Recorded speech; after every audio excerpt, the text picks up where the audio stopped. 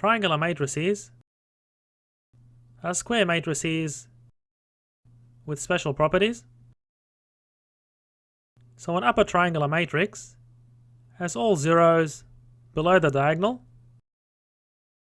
and a lower triangular matrix has all zeros above the diagonal. Now the transpose of an upper triangular matrix is a lower triangular matrix. So for example, the entry in row 1 column 2 gets swapped with the 0 in row 2 column 1, and the entry in row 1 column 3 gets swapped with the 0 in row 3 column 1, and so on.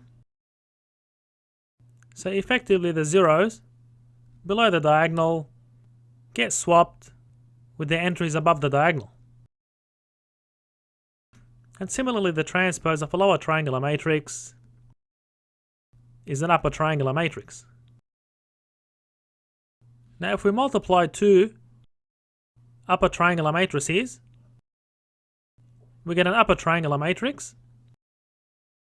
And if we multiply two lower triangular matrices, we get a lower triangular matrix. So try to verify this by multiplying U with U and L with L. Now the inverse of a triangular matrix only exists if all the entries on the diagonal are not equal to 0. And the inverse of an upper triangular matrix is also an upper triangular matrix, and the inverse of a lower triangular matrix is also a lower triangular matrix. So let's quickly invert this upper triangular matrix, which we've augmented with the identity matrix. So using Gauss-Jordan elimination, we want ones on the diagonal, so we multiply the second row by a third, the third row by a half, and the fourth row by a half.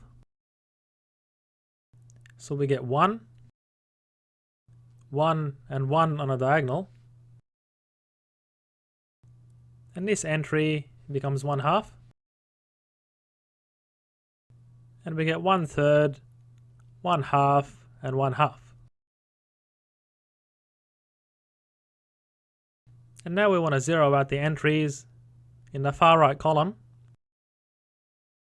So we subtract row 4 from row 1, and we subtract half of row 4 from row 3.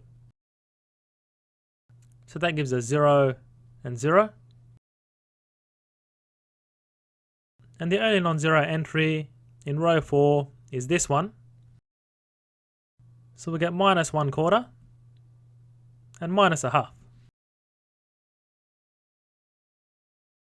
And now to zero out this entry, we add row 3 to row 1. So this becomes a 0, and this becomes a half, and -1/2 -1/4 is -3/4. And finally, to zero out this entry, we subtract 2 by row 2 from row 1. So this will be a 0, and this is the only non-zero entry in row 2. So we get -2/3 over here. So as we can see, the inverse of U is upper triangular.